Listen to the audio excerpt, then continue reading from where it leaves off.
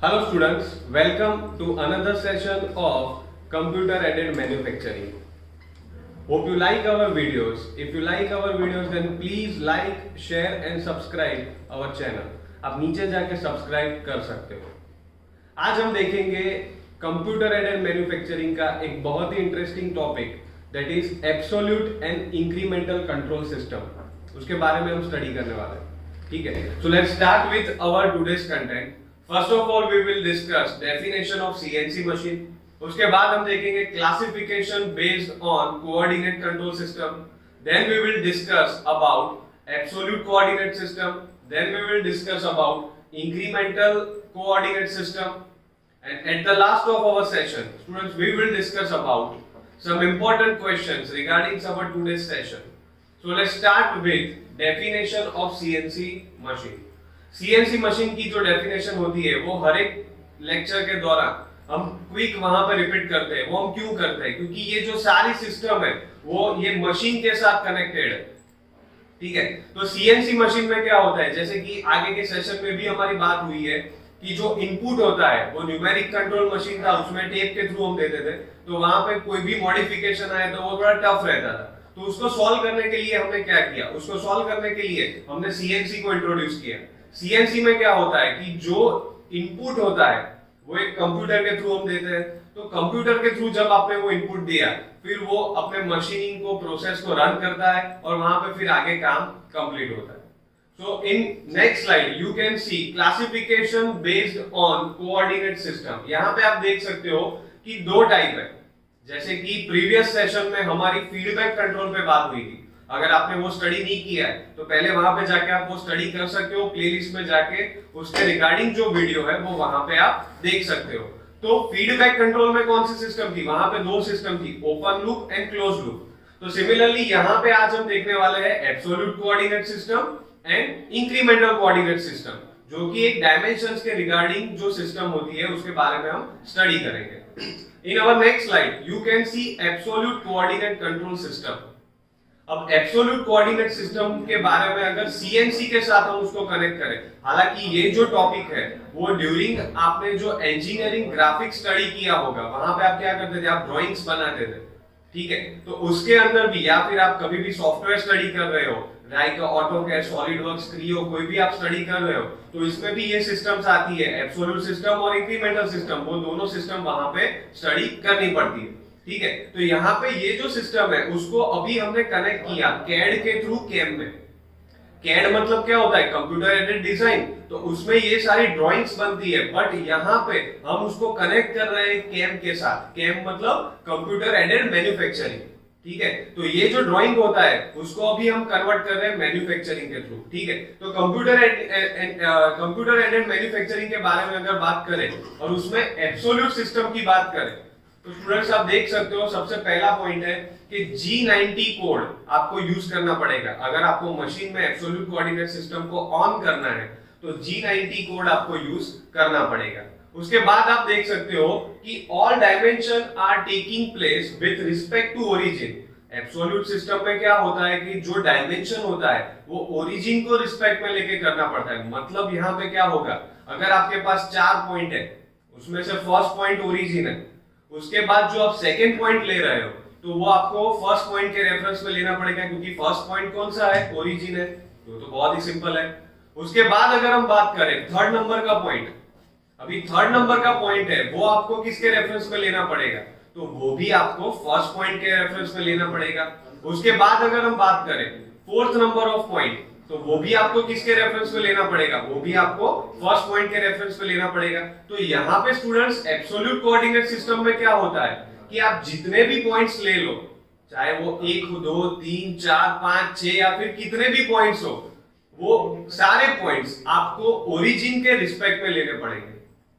वो सारे पॉइंट्स आपको ओरिजिन को ध्यान में लेके रखना पड़ेगा। वो सारे पॉइंट्स को आपको ओरिजिन के साथ कंपेयर करना पड़ेगा, फिर आपको वहां पे आपके पॉइंट की वैल्यू मिलती है। In next point you can C in CNC machine the circuit of this system is complex and costly. इसकी जो सर्किट होती है, जो आपके मशीन में सर्किट होती है, क्योंकि जब भी आप जिस सिस्टम के रिगार्डिंग मशीन को परचेस कर रहे हो वो फिर एब्सोल्यूट हो, इंक्रीमेंटल हो, सेम मीनवाइल ओपन लूप के बेस्ड हो या फिर क्लोज लूप हो, तो उसकी एक सर्किट उसके अंदर फॉर्म होती है। तो वो जो सर्किट होती है वो एब्सोल्यूट सिस्टम में थोड़ी कॉस्टली होती है और कॉम्प्लेक्स होती है, क्योंकि यहाँ पे क्या होता है, हर एक बार आपके टूल को रेफरेंस में ओरिजिन को लेना पड़ता है, तो इसके हिसाब से वो वहां पे कॉस्टली रहता है। In our next point you can see in this system during every operation tool will go to original zero position। आपका जो टूल है उसको जीरो पोजीशन पे जाना पड़ेगा, क्यों? क्योंकि उसको ओरिजिन में रेफरेंस को लेना है, ठीक है, ओरिजिन को रेफरेंस में लेना है। तो हर एक बार आपका जो टूल है, एक बार उसने ऑपरेशन परफॉर्म किया, फिर वो जीरो पोजीशन पे जाएगा, फिर से वो आगे जाएगा, फिर वापस वो जीरो पोजीशन पे जाएगा, तो बारी बारी उसको वहां पे जीरो पोजीशन पे जाना पड़ता है। तो आपने जो सर्किट वहां पे परचेस की है वो भी ऐसी होगी कि वो आपके टूल को बारी बारी ओरिजिन पे ले जाएगी, मतलब कि जीरो पोजीशन पे वहां पे ले जाएगी। In our next point you can see finding out the error is complicated. अभी सपोज यहाँ पे आपने 15 या 20 पॉइंट्स लिए हैं और अगर 18 नंबर के पॉइंट पे कोई भी एरर आई तो फिर वो आपको कैलकुलेट करने में थोड़ा दिक्कत हो जाएगा। वो क्यों हो जाएगा? क्योंकि वो जो पॉइंट होता है उसको आपको ओरिजिन के रेफरेंस से फिर से कैलकुलेट करना पड़ेगा।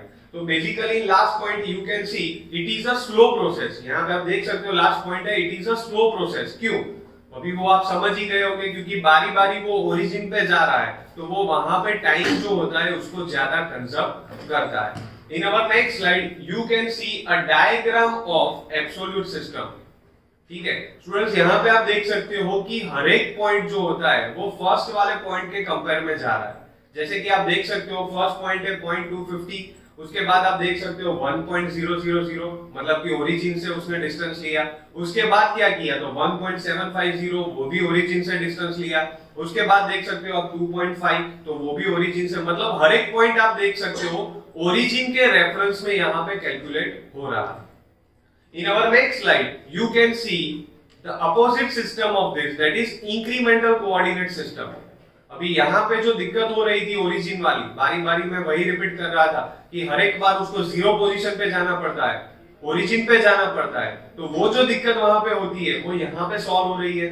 तो इंक्रीमेंटल कोऑर्डिनेट कंट्रोल सिस्टम में आप देख सकते हो कि इस प्रोग्राम को अगर आपको रन करना हो तो सीएनसी मशीन के अंदर G91 कोड आपको वहां पे यूज करना पड़ेगा।